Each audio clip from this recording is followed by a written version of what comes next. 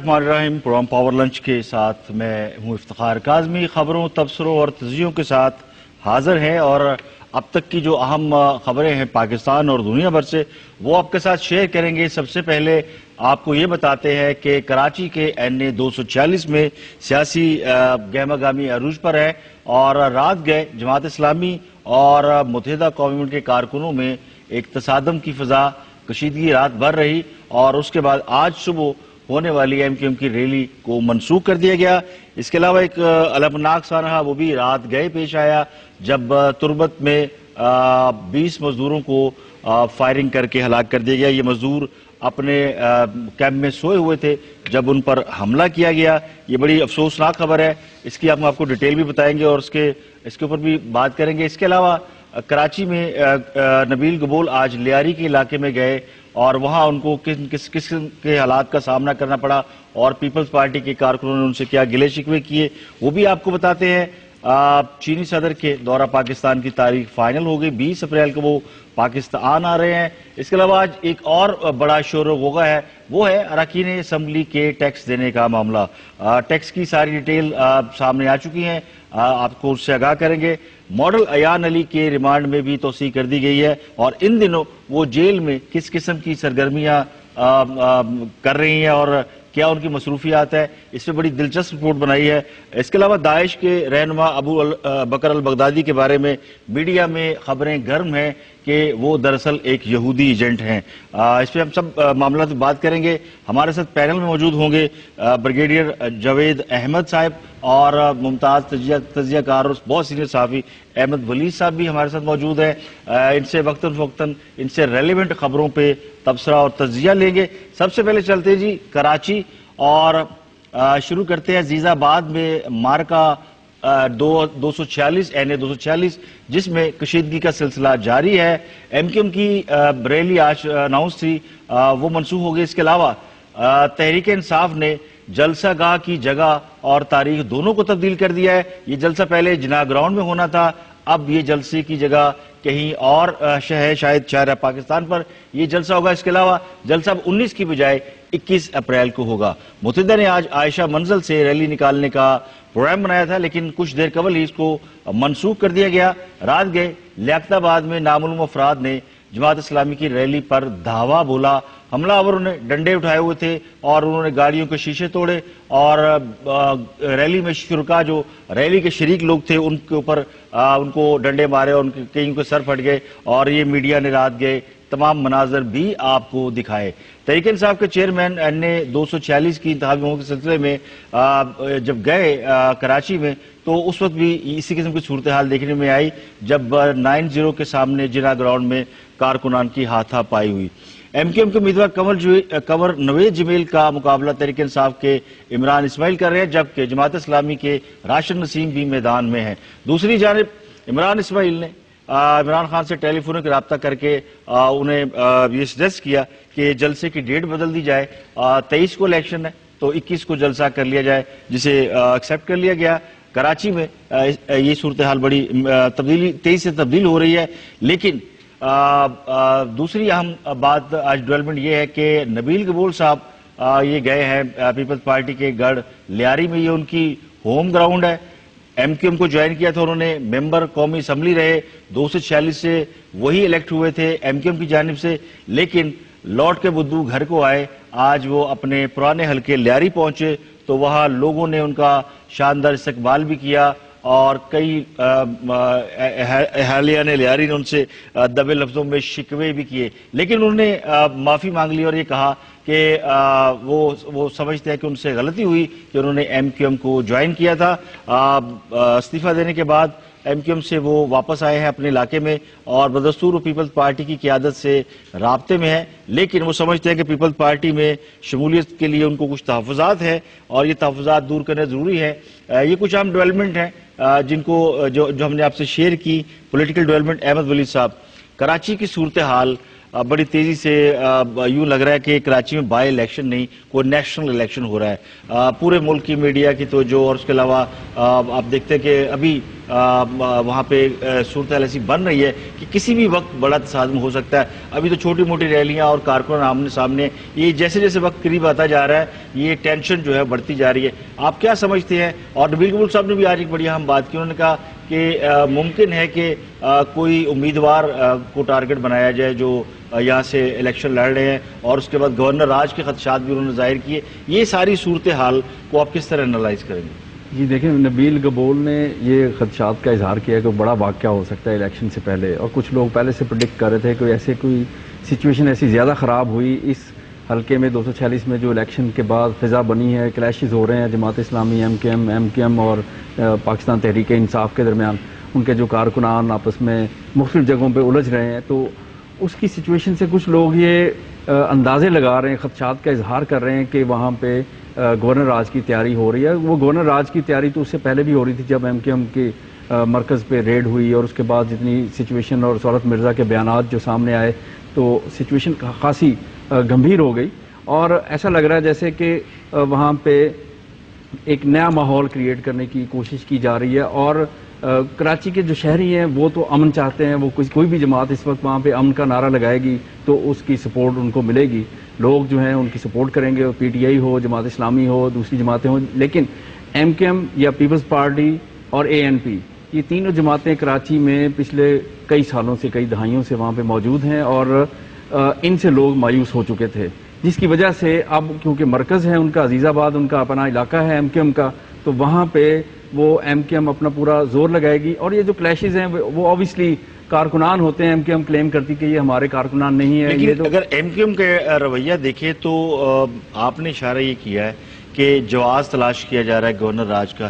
ایک تو یہ بتائیے کیوں ایسا ہم سوچتے ہیں کہ وہاں گورنر راج لگ سکتا ہے, اور دوسرا یہ کہ اگر گورنر راج لگتا ہے تو اس کا بینیفیشری کون ہے اور کس کو نقصان ہے؟ دیکھیں, گورنر راج کی جو خبریں آ رہی ہیں کافی عرصے سے کہ گورنر راج وہاں پہ لگایا جا رہا ہے تاکہ یکسوئی سے وہاں پہ آپریشن کیا جا سکے, لیکن کچھ اندازے یہ بھی ہیں کہ پاکستان پیپلز پارٹی یا ایم کیو ایم یا جو مسلم لیگ نواز ہے فیڈرل میں بیٹھی ہے, انہوں نے یہ اشارے دیے ہیں کہ آپ نے جو بھی آپریشن کرنا ہے, رینجرز ہوں یا اور دوسری ایجنسیوں نے آپریشن کرنا ہے, تو ان کی پوری ہم بیکنگ کر رہے ہیں. جب یہ سوال پیدا ہوا کہ بیکنگ جب جماعتیں کر رہی ہیں, پیپلز پارٹی بھی کر رہی ہے, پی ایم ایل این بھی کر رہی ہے, ایم کیو ایم کے کچھ تحفظات ہیں, تو مین جو پولیٹیکل پارٹیز ہیں اگر وہ بیکنگ آلریڈی کر رہی ہیں تو پھر گورنر راج کا جواز نہیں ہے, یعنی کسی جگہ پہ کوئی رکاوٹ نہیں ہے رینجرز کو کارروائی کرنے میں. جو کہ انہوں نے میٹنگ کی, نواز شریف وہاں پہ موجود تھے, سارے یعنی قیادت موجود تھی, تو وہاں پہ یہ طے پایا کہ بلا رکاوٹ بلا تفریق یہاں پہ آپریشن کیا جائے گا, یعنی ٹارگٹ کیا جائے گا. اور وہ جو ٹارگٹ کلرز ایسے جو وہاں پہ آپریشن میں کوئی رکاوٹ آئی ہے؟ نہیں, رکاوٹ کوئی نہیں آئی. تو پھر ابھی خدشات آ رہے ہیں نا, پھر گورنر راج کی باتیں کیوں کی جا رہی ہیں؟ دیکھیں, نبیل قبول نے اب تازہ جو سچویشن بنی ہے, کیونکہ آپ نے دیکھا ہوگا کہ جو بھی کوئی تازہ واقعہ ہوتا ہے یا سچویشن ایسی کریٹ ہوتی ہے تو پھر کہیں نہ کہیں وہ ایک دم سے پہنچ جاتی ہے, جیسے گورنر راج کہ جی گورنر راج لگایا جائے گا, اس لیے یہ فضا اس طرح کی بنی ہوئی ہے. اور کوئی ایسا واقعہ ہو گیا, انہوں نے کہا کہ سرپرائز ملے گا اور 90 پہ چھاپا پڑا اور وہاں گرفتاریاں ہوئی, وہ انہوں نے کہا جی میں نے اسی سرپرائز کی بات کی تھی, ابھی اور بھی سرپرائزز باقی ہیں. یہ نبیل قبول صاحب کے کوئی ایجنسیوں سے بھی رابطے ہیں؟ رابطے ہوں گے اوبیسلی, بہت سارے پولیٹیشینز جن کے رابطے رہتے ہیں, اور انہوں نے دیکھے نا ایم کیو ایم کی طرف گئے, پھر ایک دم سے ریزائن کیا, پھر یہ سارے جو واقعات ہیں اس کے بعد ریڈ ہوئی, مختلف سچویشن جو ہیں وہ تبدیل ہوئی وہاں پہ کراچی میں. کراچی کی سچویشن پہ اب اوبیسلی کوئی بھی اگر خدشات کا اظہار کیا جائے تو وہ اس کو اہمیت ملتی ہے. بالکل, ذرا دیکھ لیں کہ نبیل قبول صاحب نے کیا فرمایا, پھر اس کے بعد اس پہ کمنٹس کرتے ہیں.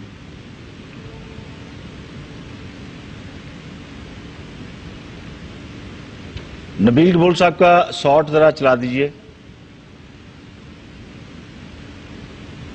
این اے 240 ایم کیو ایم سے جو میں نے استعفیٰ دیا, این اے 240 میں ایک اپنی غلطی مانتا ہوں کہ میں ایک ایسی جماعت میں چلا گیا جس جماعت میں مجھے نہیں جانا چاہیے تھا, اور جب میں نے وہاں جا کے احساس کیا کہ یہ میری غلطی ہے, میں نے وہ جماعت بھی چھوڑ دی ایم کیو ایم, اور میں نے ایم این اے شپ کا بھی استعفیٰ دے کر دوبارہ اپنے حلقہ لہری میں آیا. یہ انہوں نے اپنی اس غلطی کا اعتراف کیا جس کے بارے میں فرما رہے تھے کہ غلطی سے میں ایم کیو ایم میں چلا گیا, لیکن اب ان کے پاس کوئی چوائس نہیں ہے کہ وہ کسی سیاسی جماعت کو جوائن کرے جس میں ان کی اپنی پرانی جماعت پیپلز پارٹی ہے اور پی ٹی آئی میں بھی جانے کا اس خواہش کا انہوں نے اظہار کیا. لگتا ہے یہ احمد ولی صاحب پی ٹی آئی نے ان کو گھاس نہیں ڈالی اور ادھر شرجیل میمن نے کہا کہ انہوں نے آنے کا کہا ہے لیکن پارٹی ابھی فیصلہ نہیں کیا. پارٹی ابھی غور کر رہی ہے کہ ان کو واپس تو نہ ہی سمجھے یا نہیں. تو مشکل سچویشن میں ہے نبیل گبول بھی کہ کچھ فیصلے ایسے پھر مہنگے پڑتے ہیں. پھر سچویشن ایسی کیونکہ وہاں پہ دوسرے لوگ بھی ہوتے ہیں جو اعتراضات بھی اٹھاتے ہیں کہ ایک بندہ وہاں پہ گیا ہے اس کو دوبارہ سے بڑے آرام سے آپ نے واپس لے لیا. تو اوبیسلی مخالفت بھی ہوگی ان کی پیپلز پارٹی میں واپسی کی اور پی ٹی آئی میں تو خاص طور پہ ہے آلریڈی مخالفت ان کی. بالکل ٹھیک ہے.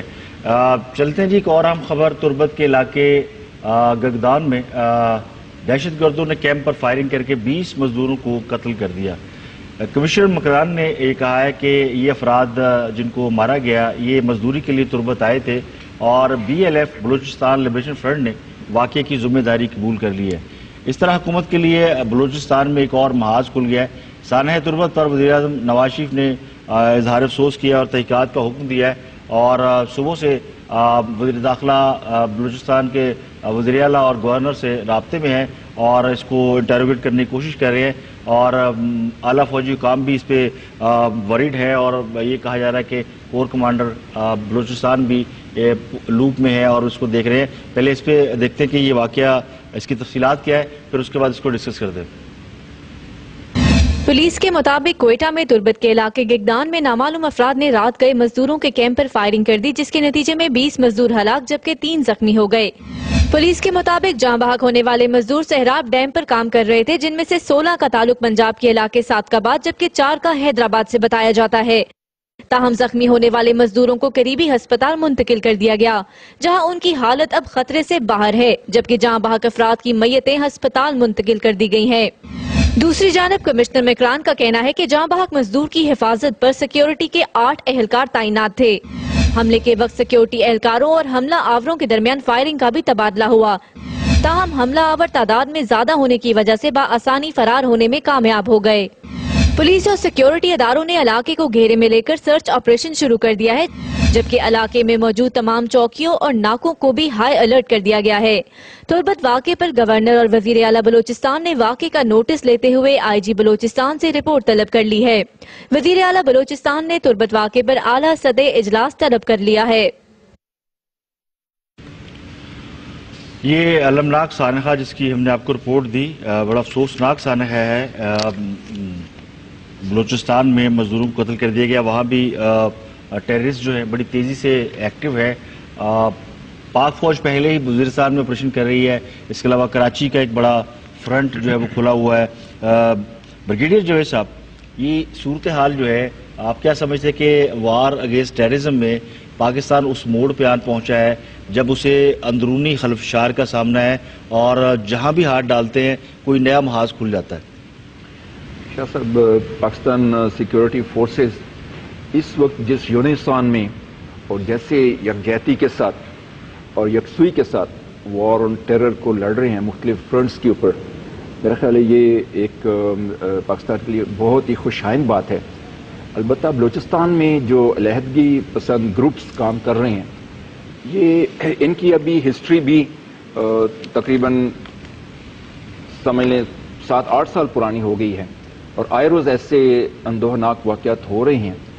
البتہ بلوچستان میں میرا خیال ہے کہ ہم پچھلے 5 سال کا اگر آپ ایک جائزہ لیں تو حالات کافی بہتری کی طرف ہیں اور قومی یکجہتی کا اس سارے معاملے میں اس وقت جو اظہار ہو رہا ہے اس میں امید ہے کہ انشاءاللہ بلوچستان میں یہ جو ناسور ہے علیحدگی پسندی کا اور یہ جو فورسز ہیں یہ بھی جلدی ہی بتائیں کہ فوری طور پہ اس معاملے کو ایڈریس کیا جا سکتا ہے. بلوچستان لبریشن فرنٹ کے بارے میں بڑی اوپن اب تو یہ ڈیبیٹ ہے کہ وہ اسٹیٹ کے باغی ہیں اور وہ ریاست کے اوپر حملے کرتے ہیں تو ان کو پکڑنے کے لیے آپ کو پوری یکسوئی سے ایک بڑا آپریشن کرنا پڑے گا.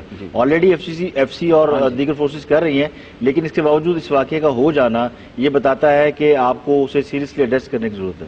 ابھی تک ایسے گروپوں کو ظاہر ہے لبرٹی آف آپریشن کسی حد تک ہے ان کے پاس جو یہ اس طرح کے واقعات کر رہے ہیں اور آئے روز تو نہیں لیکن پھر بھی ابھی ان کی کسی حد تک فریکوینسی پہلے سے کم ہوئی ہے. البتہ اس طرح کی تحریک کو کچلنے کے لیے کچھ ٹائم تو چاہیے. بلوچستان کی حکومت خود اس میں کافی ایکٹیو ہے، اور ان گروپوں کو آپ کو معلوم ہے کہ مذاکرات کی دعوتیں بھی ہو چکی ہوئی ہیں، اور لیکن اس میں جو اینٹی اسٹیٹ ایلیمنٹس اور ہمارے ملک کے جو دشمن ہیں اس میں چونکہ ان کا ہاتھ ملوث ہے، اور وہ ہاتھ بھی دیکھا جا چکا ہے مختلف موقعینس پر. تو انڈیا کے بارے میں بھی کہا جاتا ہے کہ وہ اس کو سپورٹ کرتا ہے، اور جیسے ہی پاکستان کوئی ایسا وینچر کرتا ہے کہ جس میں اس کی دفاعی صلاحیت کے حوالے سے کوئی نہ کوئی ایکٹیویٹی ہوتی ہے، تو بلوچستان میں ایسی موومنٹ ہم دیکھنے میں ہمیں آتی ہے، یعنی ریئیکشن دیکھنے میں آتا ہے. ابھی پاکستان کا امریکہ کے ساتھ تقریباً $1 ارب کا معاہدہ ہوا ہے، اجازت ملی ہے پاکستان کو ہیلی کاپٹر خریدنے کی اور کچھ اور دفاعی آلات خریدنے کی. انڈیا نے اس کا جو ریئیکشن ہے کہ فرانس کو آرڈر دیا ہے کہ 30 سے 70 طیارے فائٹر پلینز انہوں نے خریدنے. یہ جو خطے میں دوڑ لگی ہوئی ہے پاکستان کی اور انڈیا کی دفاعی آلات کی خریداری میں اور اپنی برتری کو شو آف کرنے کی، اور اس کا امپیکٹ ہم یہ دیکھتے ہیں کہ جو مقامی تحریکیں ہیں، علیحدگی پسند تحریکیں ہیں، ان کو بھی یہ بیک اپ کرتے ہیں، ان کو سپورٹ کرتے ہیں. یہ اس کا بھی کوئی رد عمل ہو سکتا ہے؟ آپ سمجھتے ہیں اس کا کنیکٹیوٹی اس سے بھی ہے جو پاکستان اسلحہ خرید رہا ہے؟ اس میں جو ڈے ٹو ڈے جو رد عمل ہے اس میں تو یہ نہیں اس سینیریو میں دیکھا جا سکتا، کیونکہ اس طرح کے آپریشنز کئی دن پہلے پلان ہوتے ہیں، پھر ریہرس ہوتے ہیں، پھر علیحدگی پسند اس طرح کے سانحے جو ہے کر پاتے ہیں. البتہ بلوچستان کی علیحدگی پسندی میں ہندوستان کا ہاتھ تو اب کوئی ڈھکی چھپی بات نہیں ہے. اس کے ثبوت تو گورنمنٹ لیول پر ان کو بھی مل چکے، امریکہ کو بھی مل چکے ہیں، مگر ہندوستان اس بات سے کب باز آئے گا؟ ہم نے اپنے گھر کو خود ہی سیدھا کرنا ہے، اور ہم نے اپنے کنٹرول کو اس حد تک لانا ہے کہ ہم ہندوستان کی اس شرارت سے اور اس خباثت سے باز آ سکیں. خطے میں جہاں تک ہتھیاروں کی دوڑ ہے تو ہندوستان تو برتری کی خواہش کے ساتھ اس میں لگا ہوا ہے، اور پاکستان منیمم ڈیفینسو جو پاسچر میں اس کو مینٹین کرنے کے ہے، برتری کی دوڑ میں تو پاکستان ہے نہیں ہے. البتہ پاکستان کی حکومتیں over a period of time جو ہندوستان کی جگرناٹ پالیسی ہے اور پاکستان کو دھمکانا اور اپنے زیر اثر لانے کی جو ان کا ایک آن گوئنگ کوشش ہے، اس میں پاکستان کی یہ کوششیں کہ ہم اپنے دفاعی نظام کو اپڈیٹ کرنے کے لیے یہ ہمارے پاس یہ صلاحیت موجود ہے کہ ہم ساری معاملات سے نمٹتے ہوئے بلوچستان میں بھی ایک ایسا آپریشن شروع کر دیں جس طرح ہم نے شمالی وزیرستان میں شروع کیا ہوا ہے. بلوچستان میں کسی اسپیشل ایسے آپریشن کی ضرورت نہیں ہے. شمالی وزیرستان کو تو پن پوائنٹ کیا گیا ہے، تو بلوچستان پورے کا پورا جس میں علیحدگی پسند جو ہے وہ موقع ملنے کی اوپر اس طرح کے جو حرکتیں کرتے ہیں. تو لیکن سیکیورٹی کا ایک آپریشن جو پورے بلوچستان میں قائم کیا گیا ہے، جو ایک نظام قائم کیا، اس کے تحت یہ ایک طرح کا آن گوئنگ پروسیس ہے. پاکستان سیکیورٹی فورسز تربت میں یہ سب سے سینسٹیو ایریا ہے. پہلے بھی بہت ساری یہاں پہ کلنگز ہوئی اور لاشیں بھی ملتی رہی ہیں وہاں، بہت سے فارنر اور زیادہ تر پنجابی اور اس طرح کے لوگ نشانہ بن رہے ہیں. آپ کیا سمجھتے ہیں یہ بلوچستان کا مسئلہ یہ فلیئر اپ ہو رہا ہے، اس کو دانستہ چھیڑا گیا ہے تو جو ہٹانے کے لیے کہ شمالی وزیرستان سے فوجیں پوری فوج پوری تندہی سے آپریشن کر رہی ہے، یا آپ سمجھتے ہیں کہ یہ کوئی اور اس کا رد عمل ہے؟ کل بھی لاہور میں بلکہ پورے پاکستان میں یہ ڈسکس ہوا کہ لفظ میں بلوچستان کے اوپر ایک سیمینار تھا اور وہ سیمینار جو ہے وہ کینسل کر دیا گیا اچانک. اس کے اوپر سوشل میڈیا پہ بہت سارا ریئیکشن ہے اور خاص کر بلوچوں کا بہت زیادہ ریئیکشن ہے کہ اس معاملے میں ہمیں آپ نے لب کشائی کی اجازت نہیں دی. یہ آپ کو اس کا تسلسل دیکھتے ہیں، ان کا کوئی کنیکٹیوٹی دیکھتے ہیں کہ یہ اس کا کوئی تسلسل ہے؟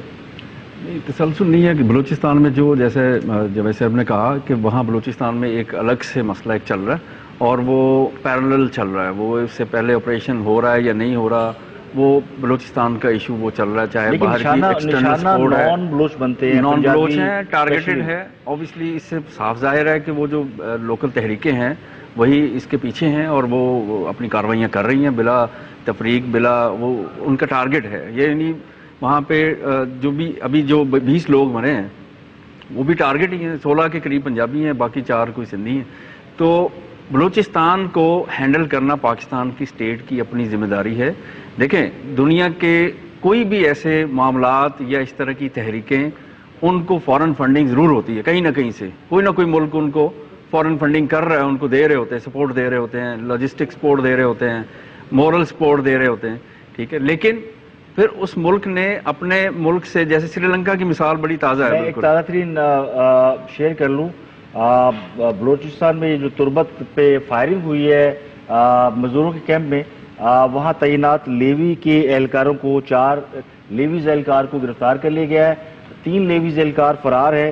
یہ 7 افراد ڈیوٹی پر مامور تھے, ان کو اریسٹ کر لیا گیا, ایف سی نے انہیں پکڑ لیا ہے. 4 لیویز اہلکار گرفتار ہے جبکہ 3 فرار ہو گیا. ان کے گھروں پر چھاپے مارے جا رہے ہیں. یہ تمام افراد مزدوروں کی سیکیورٹی پر مامور تھے اور جب یہ حملہ ہوا ہے تو یہ وہاں سے ایبسنٹ پائے گئے ہیں.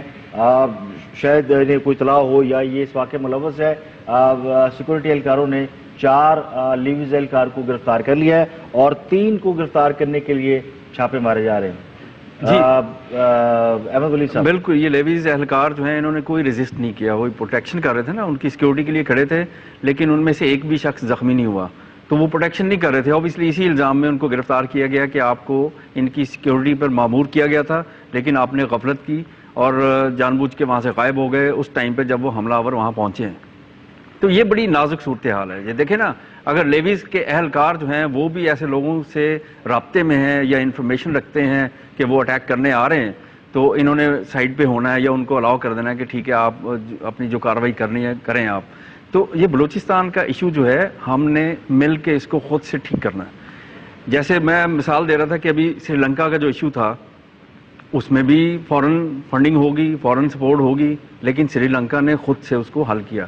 تو اس لیے ہمیں کسی پہ نظر رکھنے کی بجائے یا ان کی منتیں کرنے کی بجائے کہ وہ اس کو نہ کریں, یہ نہ کریں, وہ نہ کریں, یہ نہیں ہے. ان دا اینڈ آپ کو خود ہی سالو کرنا ہے. اگر کوئی انوالو ہے, دس از یور پرابلم. یس, ہماری پرابلم حل کرنی ہے. بالکل ٹھیک ہے. اگلی خبر کی جانب بڑھتے ہیں. چین کے صدر زی جن پنگ کے دورہ پاکستان کی تاریخیں فائنل ہو گئی ہیں. چینی صدر 20 اور 21 اپریل کو پاکستان کا دورہ کریں گے.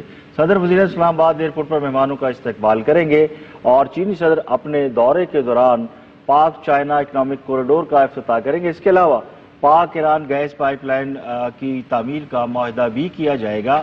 احسن اقبال صاحب نے اس دورے کے بارے میں تفصیلات بتائی ہیں, وہ دیکھتے ہیں کہ احسن اقبال صاحب نے کیا فرمایا.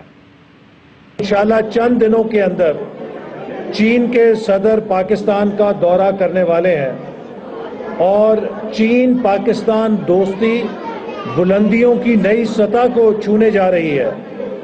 اس دورے کے نتیجے میں پاکستان اور چین کے تعلقات اقتصادی بنیادوں پر استوار کرنے کے لیے ایک نئی بنیاد رکھی جا رہی ہے. اسی طرح آج اگر کراچی کے اندر جو بہتری ہے, اس میں وزیر اعظم نے اقتدار سنبھالنے کے فوراً بعد کراچی کا دورہ کیا اور تمام سٹیک ہولڈرز کو اعتماد میں لے کر کراچی کے اندر ایک سیکیورٹی آپریشن کا آغاز کیا گیا اور آج الحمدللہ اسی آپریشن کے تسلسل کے نتیجے میں نمایاں تبدیلی آ چکی ہے. احسن اقبال صاحب بتا رہے تھے چین کے حوالے سے کہ چینی صدر پاکستان آ رہے ہیں اور کیا کیا وہ اغراض و مقاصد لے کر آئیں گے. کل پارلیمنٹ کے اجلاس میں یہ فیصلہ کیا گیا کہ سعودی عرب اور یمن کے معاملے میں پاکستان کو غیر جانبدار رہنا ہے. پارلیمنٹ کا یہ ڈیسیژن کس قدر اہمیت کا حامل تھا, اس پہ آپ نے بہت سارے اینالسٹ کے تجزیے سنے, تبصرے بھی سنے اور یہ انڈر ڈسکشن ہے.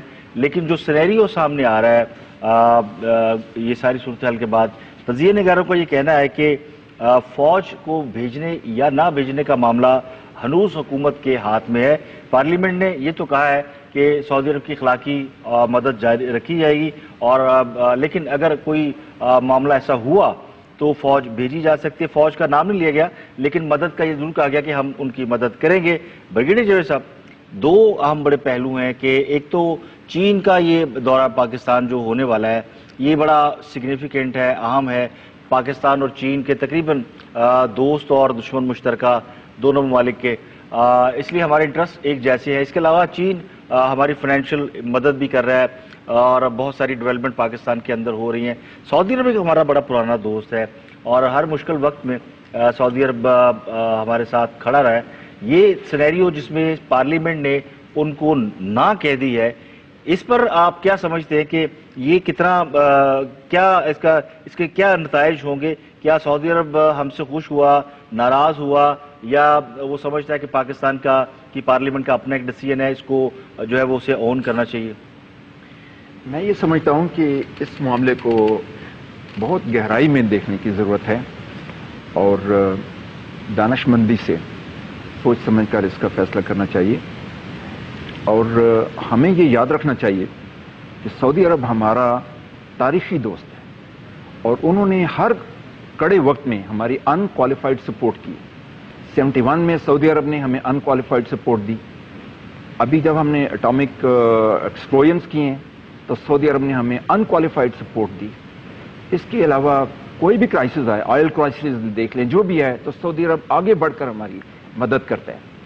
آج ہم حوثی باغیوں کے سرپرست بن جائیں یا سعودی عرب سے یہ کہیں کہ حوثی باغی اور آپ برابر ہیں اور ہم آپ کے درمیان نیگوشیٹ کریں اور ہم غیر جانبدار ہیں، تو ایک بہت ہی عظیم دوست کو لوز کرنے والی بات ہے۔ ہمیں بہت سوچ سمجھ کے یہ فیصلہ کرنا ہے۔ سعودی عرب اور حوثی باغی کسی صورت میں بھی ایک پلیٹ فارم پر ہمارے سامنے نہیں ہے کہ ہم سعودی عرب کو یہ کہیں، اور سعودی مزاج کو بھی سمجھنے کی ضرورت ہے۔ اور اس کے کئی اور پارلیمنٹ نے آپ کو پارلیمنٹ کو یہ میں کہتا ہوں کہ یہ ہماری بڑی احمقانہ حرکت ہوگی کہ ہم سعودی عرب سے کہیں کہ حوثی باغیوں کے مقابلے میں ہم غیر جانبدار ہیں، تو وہ کہیں گے وہ آپ کے چاچے کو پتر ہیں اور ہم آپ کے وہی ہمارے برابر ہو گئے نا وہ حوثی باغی۔ امریکہ میں پاکستان کی سابق سفیر جناب سیدہ عابدہ حسین صاحب نے ہمیں جوائن کیا ہے، ڈپلومیٹس ہیں اور سینئر پولیٹیشین ہیں، ان سے اس معاملے پہ رائے لیتے ہیں۔ ویلکم ٹو پاور لنچ بیگم عابدہ حسین صاحبہ، یہ بتائیے گا کہ پارلیمنٹ کا جو فیصلہ سب کے سامنے آ گیا، اب اس فیصلے کے اوپر بہت سارے تبصرے ہو چکے، بہت سارے تجزیے ہو چکے، لیکن ابھی بھی سمجھا یہ جا رہا ہے کہ بال حکومت کے کورٹ میں ہے، جب چاہے یہ فیصلہ ہو سکتا ہے کہ فوج کو سعودی عرب بھیجا جائے۔ کیا یہ تاثر درست ہے؟ جی، میں سمجھتی ہوں کہ یہ تاثر جو ہے یہ تقریباً درست ہے، اور انتظامیہ کے پاس فیصلہ کرنے کی قوت ضرور ہے، اور پھر یہ بھی ہے نا کہ کچھ فوج تو ہماری جا چکی ہے سعودی عرب میں، اب وہ کتنے فوجی ہیں اور وہ کہاں ڈپلوئڈ ہے، اس کے بارے میں کوئی تفصیلی اطلاعات نہ ہیں، مصدقہ اطلاعات نہ ہیں، تو کچھ فوج تو ہماری وہاں تعین ہے۔ لیکن یہ جو فوجی وہاں پہ تعینات ہیں، یہ تو پاکستان اور سعودی عرب کی جو مشترکہ مشقیں ہوتی ہیں، جو گزشتہ سال جیلم کے قریب ہوئی تھی، اس سال سعودی عرب میں ہو رہی ہیں، کوئی 3000 اہلکار وہاں ٹرینڈ کرنے گئے ہیں سعودی فوجوں کو، مشترکہ ایکسرسائز ہوتی ہے۔ یہ فوجیں تو نہ ان کی سیکیورٹی کے لیے گئی ہیں، نہ اس جنگ میں حصہ لینے کے لیے گئی ہیں۔ جی، جنگ میں تو امید ہے حصہ نہیں لیں گی، لیکن سعودی عرب کی فوج بھی تو بہت لمبی چوڑی ہے، اور سعودی عرب دنیا کی سب سے مہنگی اور سوفسٹیکیٹڈ اسٹریٹجک اکوپمنٹ خریدتے بھی ہیں، تو ہمارے فوجی ٹرینرز بھی گئے ہیں، پھر جو ہاؤس آف سعود کا فیکشن ان پاور ہے ان کا تحفظ بھی کرتے ہیں، تو یہ کام تو آلریڈی ہو رہا ہے۔ یہ بتائیے گا کہ سعودی عرب اس فیصلے سے کہ پارلیمنٹ نے ان کو نہیں سپورٹ دی، پاکستانی پارلیمنٹ نے، اس کے کوئی مضر اثرات بھی ہوں گے؟ آپ سمجھتے ہیں سعودی عرب ناراض ہو سکتا ہے، یا وہ سمجھتا ہے کہ نہیں یہ پولیٹیکل سینیریو اسی قسم کا ہے؟ نہیں، میرا نہیں خیال کہ یہاں ناراضگی کی کوئی گنجائش ہے۔ سعودی عرب میں تو جمہوریت نہیں ہے، لیکن ہمارے یہاں ہے، اور ہم نے جمہوری روش اختیار کی جیسا کہ ہم کو کرنا چاہیے۔ یہ بتا دیجیے، چین کے صدر پاکستان آ رہے ہیں 20 اپریل کو، آپ کیا سمجھتی ہے کہ چین اور پاکستان کی دوستی کس قدر اہمیت کی حامل ہے کہ پاک ایران چائنا ایک وینچر بن رہا ہے جس کے تحت گیس پائپ لائن کی تعمیر شروع ہونے لگی ہے؟ آپ سمجھتی ہے کہ یہ خطے میں خوشحالی کی اور امن کی کوئی ضمانت ہے؟ جی، یقیناً ایسا ہے۔ چین اور پاکستان کی دوستی آزمائی ہوئی ہے، بڑی پرانی ہے، اور اسٹریٹجک ایسوسیشن بھی ہے۔ چین نے ہمیں وقتاً فوقتاً ڈیفنس اکوپمنٹ بھی دیا ہے، دیتے رہتے ہیں، اور چونکہ چین اور ہندوستان کی کچھ ان کے بارڈر پہ کشیدگی ہے، چین نے ہمیشہ ہمارا ہر موقع پر ہمیں ترجیح دی ہے ہندوستان کے مقابلے میں. سو چین کے صدر کا وزٹ چونکہ پوسٹ پون ہوا تھا، اب ان کا آنا جو ہے وہ ہمارے لیے یقیناً بہت کارآمد اور سودمند ہوگا. جی بہت شکریہ بیگم عابدہ حسین صاحب. احمد ولی صاحب، چین، ترکی یہ پاکستان کے اس وقت قریب ترین دوست سمجھے جاتے ہیں، اور انویسٹمنٹ کے حوالے سے بھی پاکستان کے اندر جتنی ڈیولپمنٹ ہو رہی ہے، انویسٹمنٹ ہو رہی ہے، دونوں ممالک کا ایک بہت اہم کردار سمجھا جا رہا ہے. کیا اسی وجہ سے سعودی عرب کے اوپر بہت زیادہ جو انحصار تھا وہ ہمیں تھوڑا سا بدلتا ہوا دکھائی دیتا ہے؟ دیکھیں، ابھی کچھ تازہ ترین جو خبریں آئی ہیں نا یو اے ای سے، یو اے ای نے پاکستان کو وارن کیا کہ بڑی ہیوی پرائس پے کرنا پڑے گی پاکستان کو اگر پاکستان انکار کر رہا ہے. بڑا کلیئرلی ان کے منسٹر نے خلیج ٹائمز کو انٹرویو دیا. اچھا، انہوں نے کہا پاکستان کو بھاری قیمت ادا کرنا پڑے گا. ہاں جی، انہوں نے یہ بھی کہا ہے کہ پاکستان کے لیے تہران زیادہ اہم ہے یو اے ای اور سعودی عرب کی نسبت، ٹھیک ہے، جو ان کے لیے بڑا کنسرن ہے. اور یہ اس سے واضح ہو جانا چاہیے کہ جو پاکستان میں کہا جا رہا ہے کہ فوجی آلریڈی وہاں پہ موجود ہیں، آپ نے جیسے بتایا کہ وہاں پہ وہ تو ٹریننگ کر رہے ہیں، مشقیں کر رہے ہیں، جیسے منسٹر مشاہد اللہ نے کہا جی ہمارے ٹروپس تو وہاں پہ سیکیورٹی کے لیے موجود ہیں. دراصل سعودی عرب یا کولیشن جو اس وقت ہے وہ پاکستان کی کھلم کھلا سپورٹ مانگ رہے ہیں. ہڈن سپورٹ تو کچھ نہیں ہوتی. اوبیسلی اگر ہڈن سپورٹ چاہیے ہوتی انہیں تو وہ لے لیتے. وہ آلریڈی ان کے پاس ہے، آلریڈی ہے جو ہے وہ آلریڈی ہے، اور ایک معاہدہ جو وہ مین سپورٹ لینے کا مقصد یہ ہے کہ یمن کو باور کروانا کہ پاکستان ہمارے ساتھ کھڑا ہے، ٹھیک ہے. اور یہ اسٹرینتھ ہوتی نا، کوئی بھی ملک کسی ملک کے لیے سپورٹ کیوں مانگتا ہے؟ یہ جو احمد ولی صاحب نے پوائنٹ اٹھایا ہے یہ نقطہ ویلڈ ہے کہ سعودی عرب چاہتا ہے کہ کھلم کھلا حمایت کی جائے تاکہ دنیا کو پتہ چلے کہ ان کے ساتھ ایک طاقتور فوج ہے. انتہائی اہم نقطہ ہے جی جو ولی صاحب نے اٹھایا ہے. اب دیکھیں، عظیم جو دوست ہوتے ہیں ان کے ساتھ ڈیلی ڈیلی اور میں کرتا ہوں، میں آتا ہوں، میں جاتا ہوں، میں پوچھتا ہوں، ایسی باتیں تو نہیں ہونی چاہیے. چین اور سعودی عرب ایسے دوست ہیں پاکستان کے کہ ہمیں ان کوالیفائڈ اور انکنڈیشنل سپورٹ دینی چاہیے. ویسے اس کے اور بھی کچھ پہلو ہیں، ان پر بھی ہمیں غور کر لینا چاہیے. یہی سعودی عرب کل اگر ہمیں ایک پیغام بھیجے کہ طالبان جو ہیں ان کے ساتھ ہم آپ کے ساتھی نہیں ہیں، ہم آپ کا طالبان کے ساتھ جو ہے وہ پیچ اپ کروا دیں گے، تو ہمیں کیسا لگے گا؟ یا بلوچ علیحدگی پسندوں کے ساتھ ہم آپ کی گفتگو میں تھوڑی اور آپ کی آپس میں بات چیت میں ہم آپ کی کردار ادا کر دیں گے، ہمیں کیسا لگے گا؟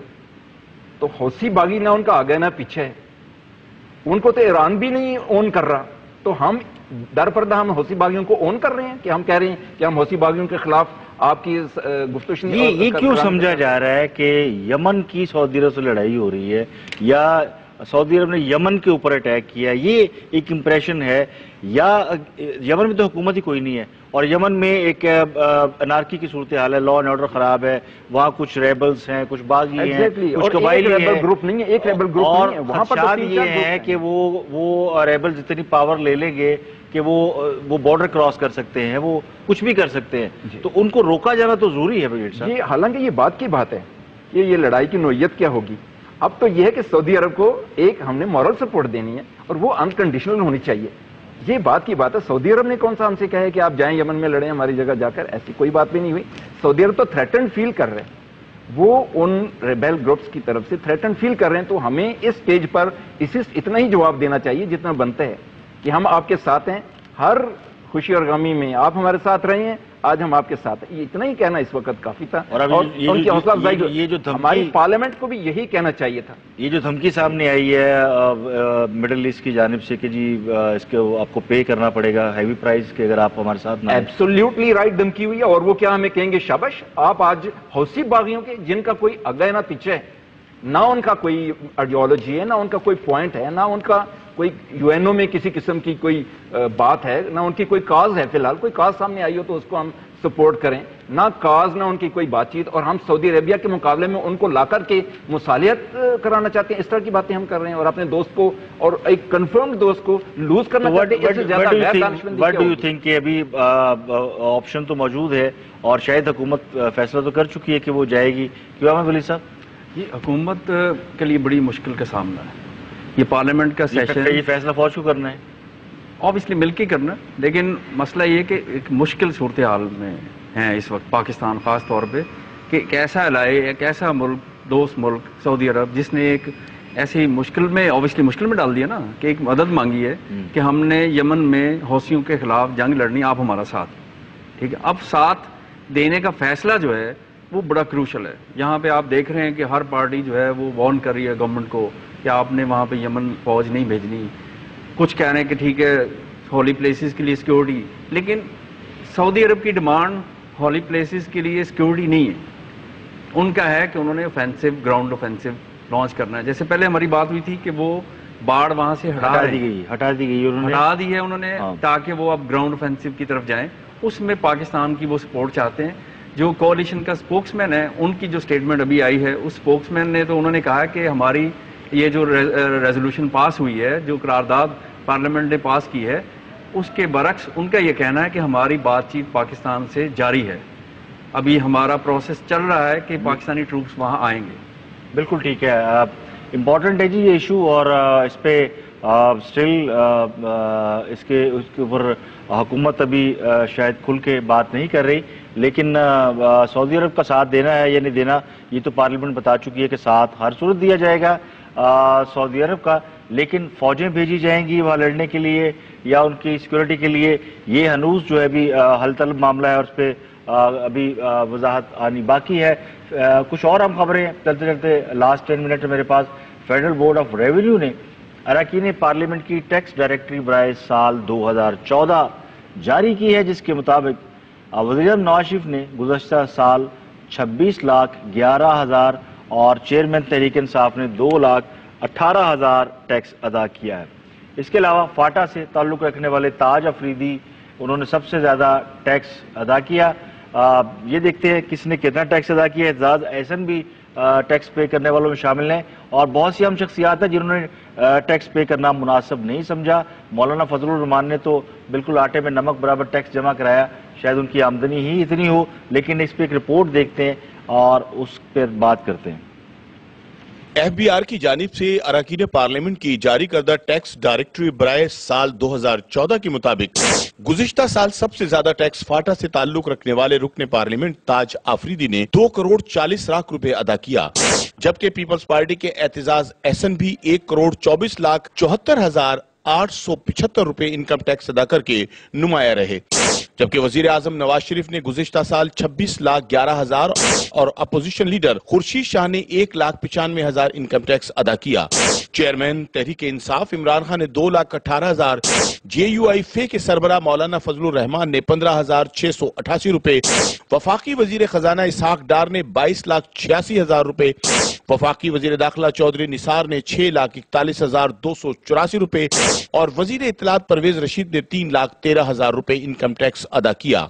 چیئرمین سینٹ رضا ربانی نے 6,85,707 روپے، اسپیکر قومی اسمبلی ایاز صادق نے 3,27,895، وزیر اعلیٰ پنجاب شہباز شریف نے گزشتہ سال 51,25,000، حمزہ شہباز نے 48,88,000، شاہد خاقان عباسی نے 22,13,000، مشاہد حسین سید 49,334 روپے، شیخ رشید 3,03,000، احسن اقبال 1,30,000، خواجہ سعد رفیق 20,41,936 روپے، شفقت محمود نے 72,095 روپے انکم ٹیکس ادا کیا، جبکہ مسلم لیگ نون کے رہنما اقبال ظفر جھگڑا نے گزشتہ سال کوئی ٹیکس ادا نہیں کیا۔ یہ آپ نے رپورٹ دیکھی رکین اسمبلی نے ٹیکس جو ادا کیا۔ احمد ولی صاحب، یہ میتھڈ کیا ہے اور کس طرح یہ ظاہر ہوتا ہے؟ بڑے بڑے لوگوں نے، بڑے سینئر پارلیمنٹیرین نے خود پرائم منسٹر نے بڑا کم ٹیکس ادا کیا، خان صاحب کا تو 2,18,000 ٹیکس، اس سے زیادہ تو ٹیکس جو ہے وہ عام آدمی پے کر رہا ہے۔ جی بالکل، یہ پہلے سے ہر سال ایک ایشو جب بھی یہ اثاثے جمع ہوتے ہیں تو الیکشن کمیشن میں ایک بندے کو اسٹیٹمنٹ دینا پڑتی کہ میرے یہ ایسٹس ہیں اور میں اتنا ٹیکس دے رہا ہوں، انکم ٹیکس۔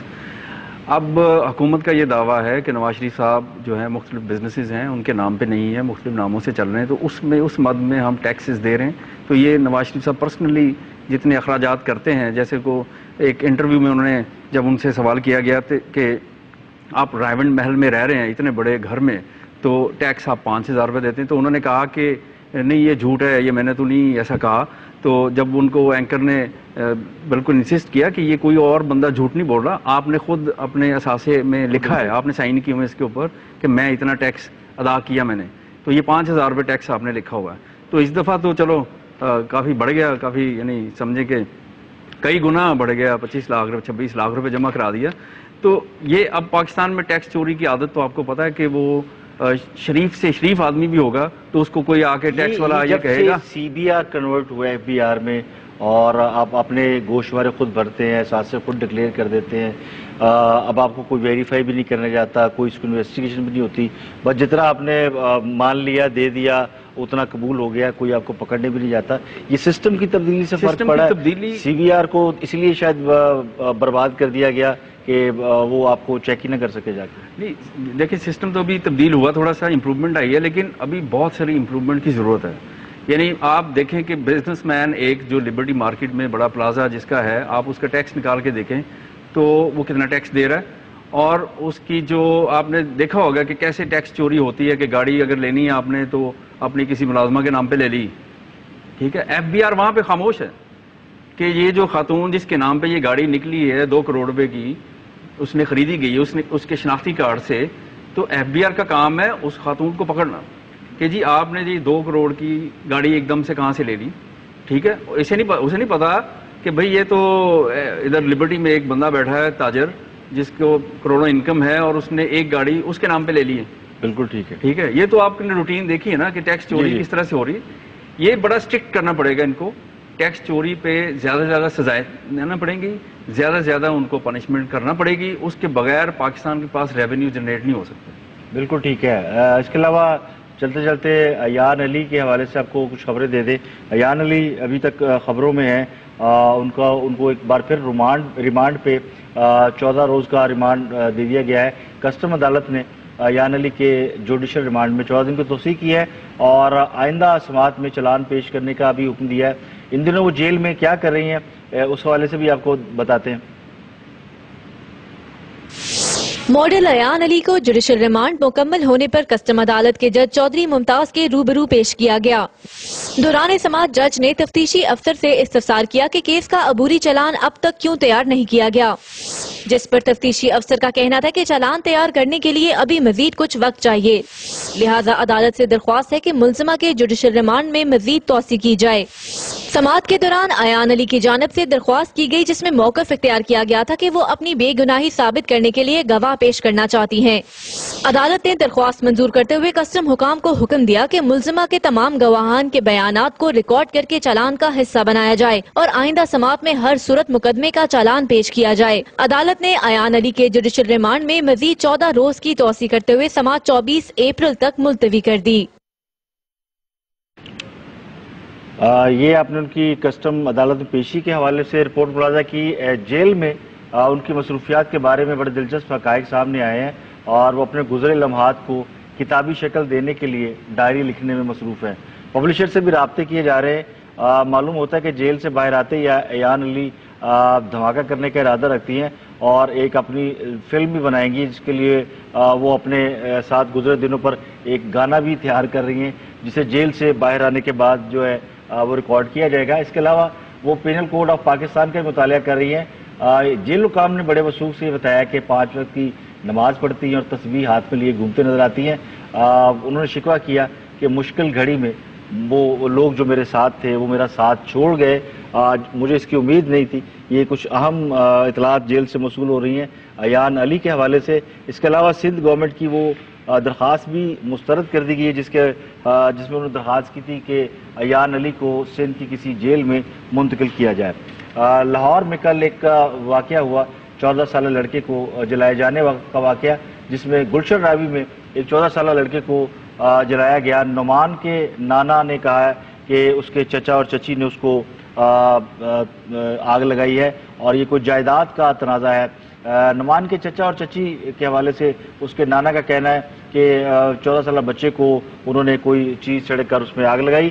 نعمان درزی ہے پیشے کے اعتبار سے اور جمعے کی سپہر نواں کوٹ میں کے علاقے میں اپنی دکان پر جانے کے لیے گھر سے نکلا اور سمن آباد موڑ کے قریب مبینہ طور پر 2 نامعلوم موٹر سائیکل سواروں نے اس پر مٹی کا تیل چھڑک کر آگ لگائی۔ انتظامیہ کے مطابق، ہسپتال انتظامیہ کے مطابق، یعنی ڈاکٹر سے یہ کہنا ہے کہ وہ 50% جل چکا ہے، اور لیکن پولیس یہ کہتی ہے کہ جس جگہ کا بتایا جا رہا ہے، جائے وقوع جو کہا جا رہا ہے، وہاں پر نہ کوئی جلانے کی کوئی ایویڈنس ہے اور نہ ہی وہاں کسی موٹر سائیکل سوار کے حوالے سے کوئی ان کو ایویڈنس ملی ہے۔ نعمان نے اپنے والد کی وفات کے بعد اس کی والدہ نے دوسری شادی کی جس کا اس کو گہرا رنج تھا۔ اس کو اس کی والدہ کا کہنا، جو ان کے سوتیلے والد ہیں، وہ یہ کہتے ہیں جی کہ اس بچے نے خود کو آگ لگائی۔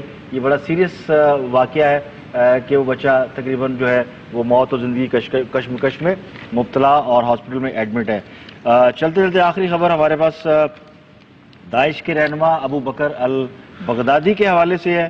ان کے حوالے سے آپ کو یہ بتائیں کہ یہ سوال اٹھایا جا رہا ہے انٹرنیشنل میڈیا میں، بہت سی خبریں ہیں کہ کیا داعش کے رہنما ابو بکر البغدادی ایک یہودی ہے؟ اب تک ایسی کئی کہانیاں منظر عام پر آ چکی ہیں کہ ابو بکر البغدادی اسرائیلی ایجنٹ اور موساد کا تربیت یافتہ ہے، اس کے والدین یہودی ہیں۔ اس کی حقیقت کیا ہے، اس کے حوالے سے ایک پیکج دیکھتے ہیں اور اس کے بعد آپ سے اجازت چاہیں گے۔ غیر ملکی جریدے ویٹرنز ٹوڈے کے مطابق جب سے ابو بکر البغدادی منظر عام پر آئے ہیں، ان کے متعلق مختلف نظریات گردش کر رہے ہیں کہ وہ موساد اور امریکہ کے ایجنٹ ہیں۔ اب ایک نیا نظریہ سامنے آیا ہے جس کے مطابق کہا جا رہا ہے کہ البغدادی بنیادی طور پر ایک یہودی ہے۔ جریدے نے انکشاف کیا ہے کہ البغدادی کا اصل نام الیاٹ شمون ہے۔ جریدے نے یہاں تک دعویٰ کر دیا ہے کہ البغدادی کو موساد نے ٹریننگ دی اور داعش کے رہنما اور خلیفہ کے طور پر کام کرنے کے لیے اسے اسرائیل کی طرف سے بھاری رقم دی جا رہی ہے۔ اس انکشاف سے قبل سابق CIA عہدیدار ایڈورڈ سنوڈن نے البغدادی کو CIA اور موساد کا ایجنٹ قرار دیا تھا۔ ایک عرب کالم نگار نے سنوڈن کے دعوے کی تصدیق ان الفاظ میں کی تھی کہ ویسے تو دعوے کا پتہ نہیں، لیکن یہ البغدادی غزہ میں اسرائیلی جارحیت پر